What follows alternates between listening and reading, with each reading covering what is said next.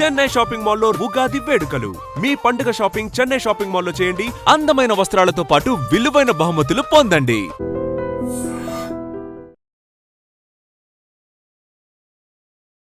నమస్కారం, మీరు చూస్తుంది ఐ డ్రీమ్. నేను మీ కీర్తి. ఇక నుంచి మీరు నన్ను ఈ ప్లాట్ఫామ్ మీద చూడబోతున్నారు. ఎక్కడున్నా ఎలా ఉన్నా చిన్నప్పటి నుంచి నన్ను మీరందరూ ప్రోత్సహిస్తూ వస్తున్నారు. ఇకపై కూడా మీ ప్రోత్సాహం అలాగే ఉండాలని మనస్ఫూర్తిగా కోరుకుంటున్నానండి. ఇక ఐ డ్రీమ్ విషయానికి వస్తే వాస్తవాన్ని ఎప్పుడూ వాస్తవంగా మీ ముందుంచుతుంది. ఎక్కడ కూడా నాన్ సెంటిమెంటల్గా వెళ్లకుండా సెంటిమెంట్కి, ఎమోషన్స్కి విలువ ఇస్తూ వేరే వాళ్ళ ఎమోషన్స్కి పెద్దపీట వేస్తూ ముందుకు వెళ్తూ ఉంది. ఇకపై మా వంతు కూడా మేము ఐ డ్రీమ్తో సహా ముందుకు వెళ్ళాలి అని మనస్ఫూర్తిగా కోరుకుంటున్నాం. అయితే ఇప్పుడున్న బజ్ ఏంటంటే రష్మిక విజయ్ దేవరకొండ పెళ్ళి. ఒకే రోజు 2 రకాల పెళ్ళిళ్ళు చేసుకుంటున్నారు. రకరకాల స్పెక్యులేషన్స్ వినిపిస్తూ ఉన్నాయి కదా. అసలు ఈ కొడవ పద్ధతిలో పెళ్ళి ఎందుకు జరుగుతుంది? అది వాళ్ళ సంప్రదాయమా, లేకపోతే వివాహ దోషానికి సంబంధించి ఇలా 2 పెళ్ళిళ్ళు చేసుకోవాల్సి వస్తుందా ఒకే రోజు? 2 విధాలైన పెళ్ళిళ్ళు, 2 పెళ్ళిళ్ళు అనకన్నా 2 డిఫరెంట్ కైండ్ ఆఫ్ మ్యారేజెస్ అని అనుకోవచ్చు. అసలు ఈ రకరకాల స్పెక్యులేషన్స్ ఉన్న ఈ తరుణంలో కరెక్ట్గా సమాధానం మనకి వీరికన్నా ఎక్కువగా ఎవ్వరూ చెప్పరండి. గురుగారు, నేను ఈరోజు ఈ టాపిక్ మీద ఐ డ్రీమ్లో మాట్లాడాలనుకుంటున్నానంటే నీకెందుకు సోదరి, నేను ఉన్నానని అప్పుడు ఇప్పుడు ఎప్పుడు. వీరితో నా ప్రయాణం ఇన్నాళ్ళది కాదండి, 15 సంవత్సరాలు అని చెప్పుకోవచ్చు. అంటే నేను శాటిలైట్ ఛానల్లో ఉన్నప్పటి నుంచి నాతో పాటు వారితో పాటు నేను ప్రయాణిస్తూ ఉన్నాము. ఒక రకంగా చెప్పాలంటే నా కెరియర్కి చాలా చాలా ప్లస్ అయ్యారు. వారెవరో కాదండి, బ్రహ్మశ్రీ నందిబట్ల శ్రీహరి శర్మ గురుగారు. నమస్తే గురుగారు.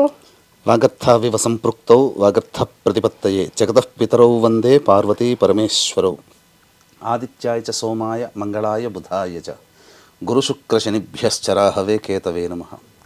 శృంగేరి జగద్గురు పీఠాధిపతులకి, కంచి పీఠాధిపతులకి నమస్కారములు తెలియజేసుకుంటూ కార్యక్రమాన్ని ప్రారంభిద్దాం. ధర్మానికి సంబంధించి ఎప్పుడు మీరు నా వెనకాల ఒక లైబ్రరీలాగా నడిచాడు గురుగారు. ఏంటి ఇన్ని రకాల కన్ఫ్యూజన్? ఈ ప్రశ్నకి మా ప్రేక్షకులకి సమాధానం చెప్పండి అంటే నేను ఉన్నాను కదా సోదరి అంటూ ఎప్పుడు నా ముందున్నారు, నా వెనకాల ఉన్నారు, నడిపిస్తూ ఉన్నారు. ఇకపై కూడా మీ సహాయ సహకారాలు అలాగే ఉండాలని, మీ ఆశీర్వచనం నాపై, మా ఐ డ్రీమ్ ప్రేక్షకులపై ఉండాలని కోరుకుంటూ ఎంతగానో స్పెక్యులేషన్ బజ్ వస్తుంది. Of course most awaited marriage అని చెప్పొచ్చు ఎట్టకేలకి. ఇప్పుడు మనం ఈ వీడియో చేస్తున్న సమయానికి ఒక పెళ్ళి అయితే అయిపోయింది. అంటే ఒక పెళ్ళి అని ఎందుకంటున్నానంటే గురుగారు, 2 విధాలైన వివాహ వేదికని వాళ్ళు ఎంచుకున్నారు. దానిపై రకరకాల స్పెక్యులేషన్స్ వస్తూ ఉన్నాయి. అఫ్ కోర్స్ ఎవరైనా దంపతులు పెళ్లి చేసుకుంటున్నారంటే వాళ్ళు నిండు 100 ఏళ్ళు హాయిగా కలిసిమెలిసి ఉండాలి అని హిందూ ధర్మం ఎప్పుడు కోరుకుంటుంది. మనం అలాగే కోరుకుందాం. అంటే ఈ మాట ఎందుకంటున్నానంటే గురుగారు, వీళ్ళు విడిపోతారని, జాతకంలో దోషాలు ఉన్నాయని రకరకాల మాట్లాడుతూ ఉన్నారే. సో దీని అన్నిటికీ తెర విప్పేద్దాం గురుగారు ఈ వీడియోతో. మనం అసలు ఏంటి కొడవ పద్ధతి పెళ్ళి, ఎందుకు చేసుకోవాల్సి వస్తుంది అన్నది.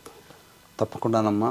ముందుగా ఐ డ్రీమ్ సంస్థలో మీ యొక్క అధ్యాయం ప్రారంభమవుతున్నందుకు మనస్ఫూర్తిగా మీరు దిగ్విజయంగా కొనసాగాలి, ఆనందంగా స్థిరంగా ఉండాలని నేను కొలిచే ఆ దైవాన్ని మనస్ఫూర్తిగా కోరుకుంటున్నాను. ధన్యవాదాలు. ఒక సోదరుడిగా మీకు ఎప్పుడు కూడా మంచే జరగాలి.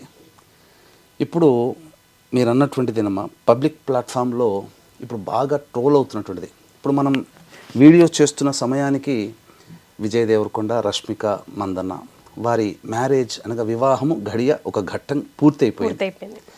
అంటే ఎందుకింతగా వారి వివాహ పద్ధతుల మీద ఎక్కువగా ట్రోల్స్ అవుతున్నాయి అని అంటే వారు చేసుకోబోయే వివాహ పద్ధతులే దీనికి కారణం. అంతకుముందు సమంత గారు కూడా భూత వివాహం అని చేసుకున్నప్పుడు కూడా మనం కూడా వీడియో చేసాం, చాలా వైరల్ అయింది. ఇప్పుడు ఇదో కొత్త పద్ధతి వినిపిస్తా ఉంది. అందుకనే ఇప్పుడు మనము సమంత దగ్గరికి వచ్చామనుకోండి, నాగ చైతన్య సమంత వివాహం జరిగింది ఒక రోజు. అది మన హిందూ సాంప్రదాయ ప్రకారం. ఆమె ఆంగ్లో ఇండియన్ ప్రకారం కాబట్టి ఆంగ్లో ఇండియన్ పద్ధతి ప్రకారం ఇంకొక రోజు వివాహం చేసుకున్నారు. అదే విధానం ఇప్పుడు రష్మిక విజయ్ దేవరకొండ వివాహంలో జరగబోతుంది. ఇది తెలుసుకోకుండా చాలామంది నెగిటివ్ ట్రోల్స్ చేస్తున్నారు. ఎందుకు? ఆల్రెడీ రష్మికకి కొన్ని సంవత్సరాల కిందట కన్నడ హీరోతో ఎంగేజ్మెంట్ అయింది, రక్షిత్ శెట్టి అనే అబ్బాయితో. తర్వాత ఆమె, ఎందుకంటే ఒక స్త్రీకి హక్కు ఉంటుంది ఎవరిని వివాహం చేసుకోవాలి. ఎందుకంటే కన్యాదానం చేస్తున్నారు, వరదానం జరగట్లే. కన్యాదానం అన్నప్పుడు ఏంటి దాని అర్థము? మన అమ్మాయిని ఒక ఇంటికి ఇచ్చేటప్పుడు ఆ అమ్మాయి తల్లిదండ్రులు మన అమ్మాయి అక్కడ క్షేమంగా సుఖంగా సంతోషంగా మెట్టినింట ఉంటుందా అని చెప్పి ఎంచుకొని మరీ ఇస్తారు తప్ప అబ్బాయి అమ్మాయిని ఎంచుకోవడం ఉండదు.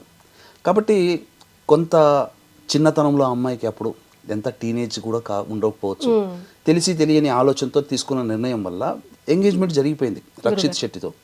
కానీ అక్కడ నా వ్యక్తిగతమైన అభిప్రాయం ప్రకారం తను ఏదైతే ఈ సినీ వినీలాకాశంలో ఎత్తుకెదగాలని అనుకున్నదో సహాయ సహకారాలు ఉంటాయేమో అనుకున్నదేమో దొరకలేదేమో, అందుకే క్యాన్సిల్ చేసుకుంది. తదనంతరం విజృంభించింది. మొత్తం సినీ ఇండస్ట్రీలో పెద్ద పెద్ద స్టార్లతో అనేక భాషలలో ఆ అమ్మాయి చాలా తక్కువ సమయంలో చేసింది. తనకి సరైన ఈడు జోడైనటువంటి వ్యక్తి విజయ్ దేవరకొండగా కనబడడం. అలాగే 2017లో అనుకుంటా కదమ్మా వీళ్ళిద్దరికి ఎంగేజ్మెంట్ అయింది. ఎంగేజ్మెంట్ అయిన తర్వాత కూడా అమ్మాయి అబ్జర్వ్ చేసి నా యొక్క జీవితానికి ఎక్కడైనా స్టాప్ పడుతుందా, విజయ్ దేవరకొండతో మూవ్ అయితే బాగుంటుందా అన్నీ అబ్జర్వ్ చేసుకున్న తర్వాతనే నిశ్చయానికి వచ్చి ఇప్పుడు మ్యారేజ్ డేట్ చేసుకున్నారు. 2017కి సంబంధించి ఇది ఎప్పుడమ్మా. కాబట్టి చాలా మంచిగానే నిర్ణయం తీసుకుంది. కాకపోతే దీనికి చాలామంది పలువలు చిలువలుగా మార్చుకుంటూ మూడో వివాహం చేసుకుంటున్నారా, మూడో వివాహం ఎప్పుడు, ఇట్లా ట్రోల్స్ చేస్తున్నారు. కానీ వాళ్ళిద్దరూ కూడాను వాళ్ళ యొక్క సాంప్రదాయానికి పెద్దపీట వేశారు. పెద్దపీట వేస్తూ ఇందులో భాగంగా మీరు చూసుకున్నట్లయితే వివాహము డేట్ ఫిక్స్ అయిన దగ్గర నుంచి కూడా తను చేపట్టబోయే యొక్క అమ్మాయి యొక్క ఆనందాన్ని కలిగించాలి, అమ్మాయికి కలిగించడం కోసం ఎక్కడా కూడా కాంప్రమైజ్ కాకుండా విజయ్ దేవరకొండ ఒక గొప్ప మహల్ రాజ్ ప్యాలెస్లో వివాహాన్ని నిశ్చయం చేసుకున్నారు. అన్నికి కూడా తన పట్టపు రాణి ఒక ఎవరి జీవితంలో పేదవాడైనా కానీ వివాహం చేసుకుంటే ఆ పేదవాడి భార్య కూడా ఆయన ఆ రాజు అయినా ఆమె పట్టపు రాణి, రాజ్యానికి ఆయన రాజు అయితే భార్య రాణి అంతే. ఇక్కడ ధనము అనేటువంటిది కాదమ్మా.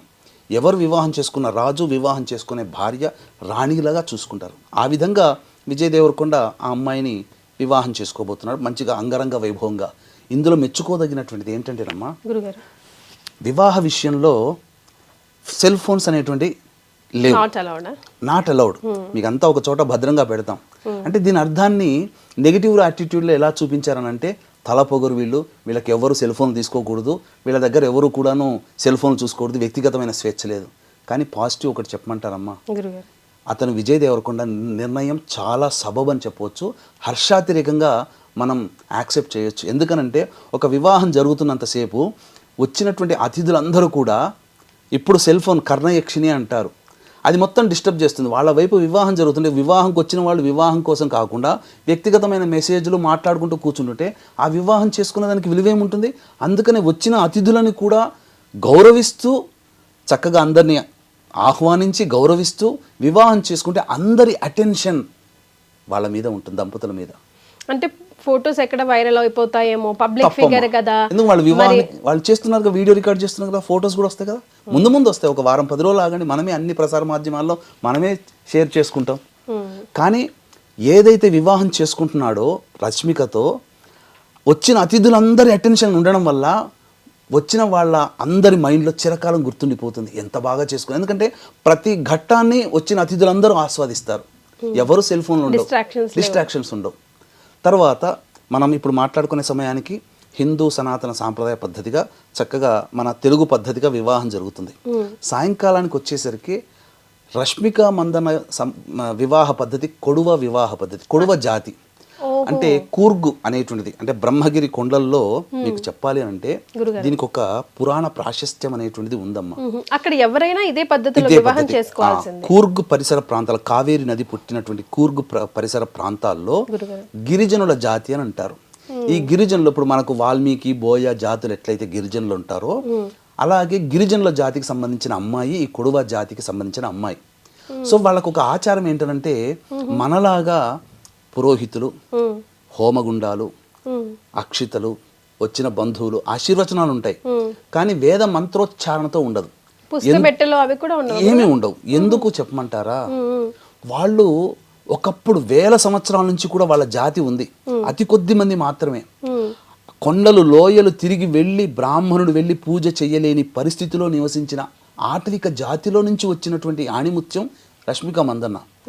కానీ ఆణిముత్యం ఎందుకన్నానంటే ఇప్పటికీ కూడా వాళ్ళ వంశ ఆచారాన్ని గౌరవించి. గౌరవించి ఆ పద్ధతిలో వివాహం చేసుకుంది. అందుకే ఆణిముత్యం. అవునండి గురుగారు. ఇప్పుడు మన సనాతన ధర్మం ఎవరిదైనా కానివ్వండి, ఏ పద్ధతి అయినా కానివ్వండి, ముందుకు తీసుకెళ్లాల్సిన బాధ్యత ఈ జనరేషన్ వాళ్ళదే కదా. కది ఈ కొడవ జాతి వివాహ పద్ధతి ఏంటనంటే నల్ల కోటు ధరించి నల్ల తలపాగా ధరించి సాయంకాలం విజయ దేవరకొండకి ఒక కత్తిస్తారు. అరటి చెట్టు అక్కడ ఉంటుంది.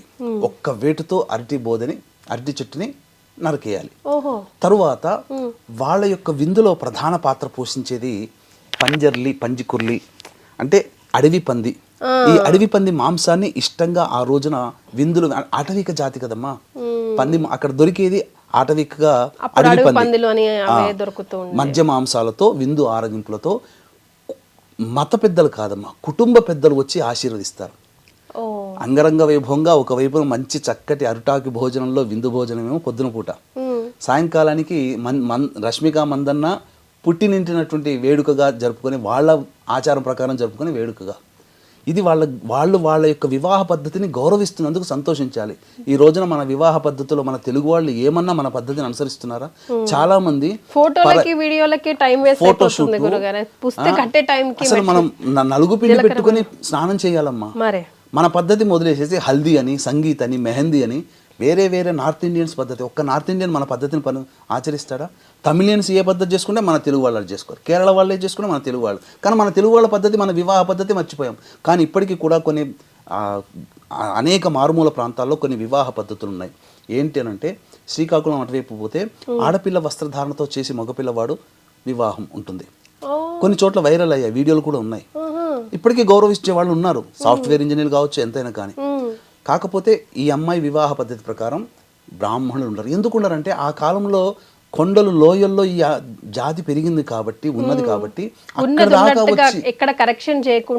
అక్కడ దాకా వచ్చి బ్రాహ్మణులు వివాహం చేసే అవకాశం లేదు, బ్రాహ్మణులు దొరకరు. కాబట్టి వాళ్ళ ఆటవిక సాంప్రదాయ ప్రకారము ఆ విధంగా గిరిజన పద్ధతులు అంతేనమ్మా, ఏమీ ఉండదు. ఇదే అసలు. కానీ దీనికి తెలియకుండా విలువ పలువలుగా దోషం ఉంది, కుజదోషం ఉంది, అందుకే అరటి చెట్టు, లేకపోతే వివాహ దోషం ఉంది కాబట్టి ఇట్లా కాదు, వాళ్ళ వివాహ పద్ధతిని అనుసరిస్తున్నారు. దీనికి అరటి చెట్టును కొట్టేయడం